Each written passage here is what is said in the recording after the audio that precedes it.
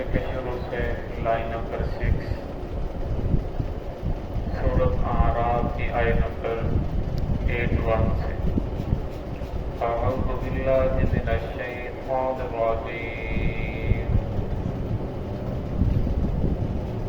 بسم اللہ الرحمن الرحیم وما كان جواب قومه إلا أن قالوا أخرجوهم من قريتكم إنهم أناس يتطهرون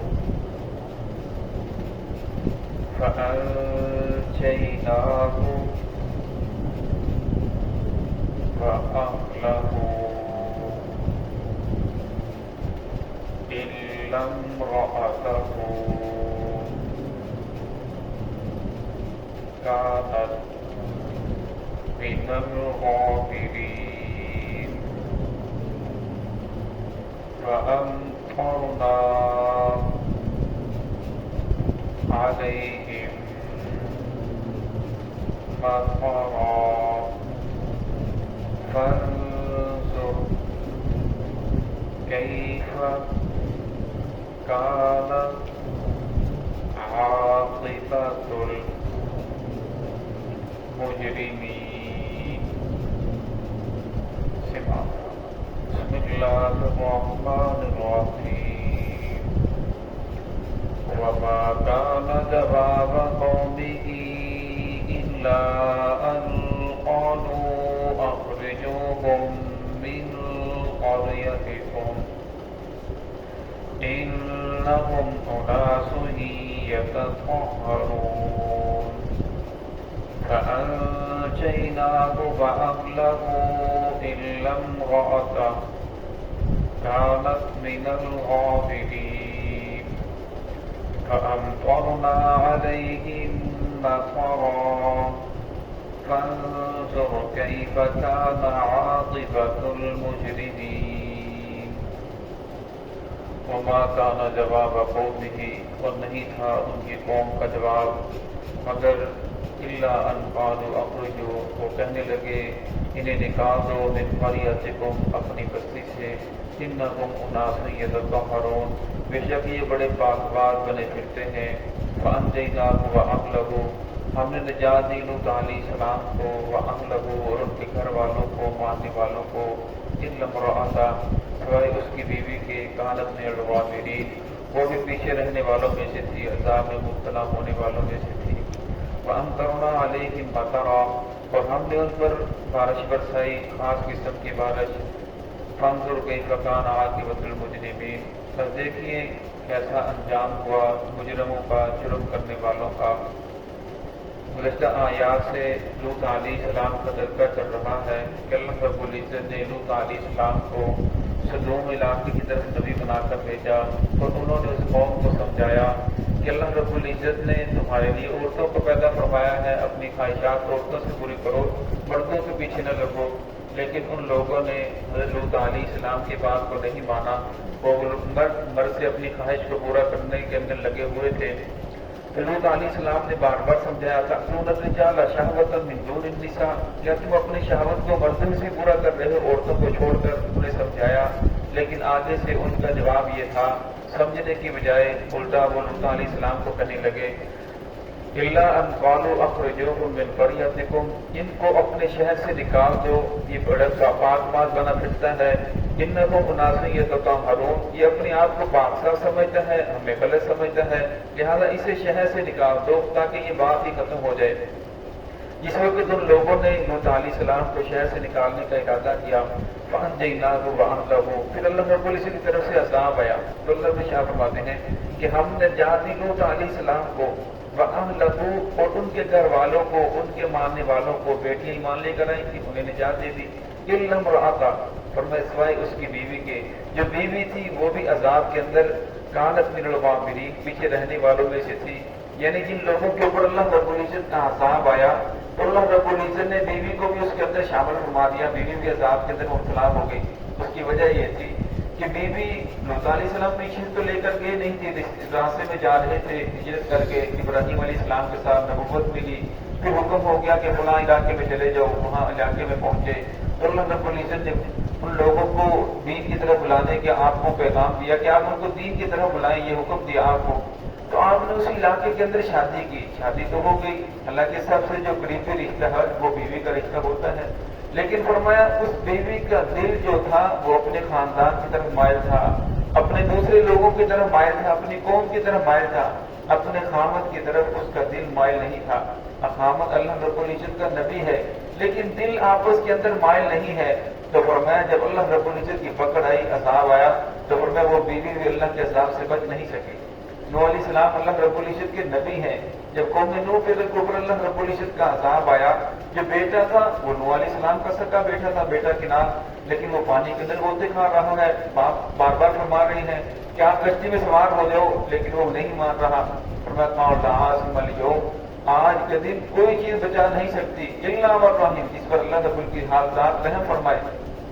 وحال بینہم الموت، درمیان میں پانی کی موج حائل ہو گئی، فکان من المغرقین، بیٹا پانی کے اندر غرق ہونے لگا۔ اللہ کے نبی نے جوڑی پھیلا دی، دعا مانگی، فرمایا قال رب ان ابنی من اہلی الہ العالمین، تو نے تو میرے ساتھ وعدہ کیا تھا کہ تیرے اہل کو بچاؤں گا، وانت احکم الحاکمین، اور وعدہ کرنے والوں میں سب سے پکا وعدہ کرنے والا، سچا وعدہ کرنے والا تو ہے، اور میرا بیٹا بولتے کھا رہا ہے، اسے بچا۔ اللہ رب العزت فرمایا انہ لیس من اہلک، یہ تیرے اہل میں سے نہیں ہے۔ پھر پوچھا کیوں اہل میں سے نہیں؟ فرمایا انہ عمل غیر صالح، اس کے عمل تیرے جیسے نہیں ہے۔ فرمایا یہ دنیا کے جو رشتے ہیں، نسبی رشتہ ہے، ازواجی رشتہ ہے، یہ دنیا کے نظام کو قائم رکھنے کے لیے ہے، آخرت کے اندر جو رشتہ کام آئے گا، فرمایا وہ دلی رشتہ جس کے ساتھ ہوگا، ایمانی رشتہ جو ہوگا، روح کا تعلق جس کے ساتھ ہوگا، وہی انسان کے کام آئے گا۔ اسی طرح دیکھ لیں فرعون جو تھا وہ وقت کا فرعون ہے، کافر ہے، لیکن اس کی بیوی آسیہ وہ مومنہ ہے، ایمان والی ہے۔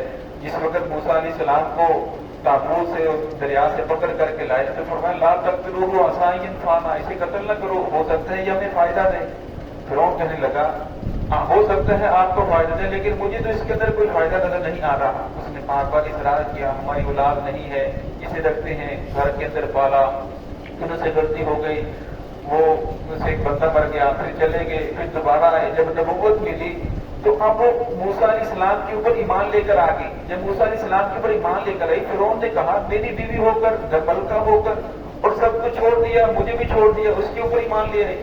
تو اس نے فوراً حکم دیا کہ اس دیوار کے ساتھ لگا کر اس کے ہاتھوں میں اور پاؤں میں کیل لگا دی جائے۔ فرعون بہت سخت سزا دیتا تھا، جسم کے اندر کیل لگا دیتا، اس طرح تڑپ تڑپ کر کے لوگ مرتے تھے۔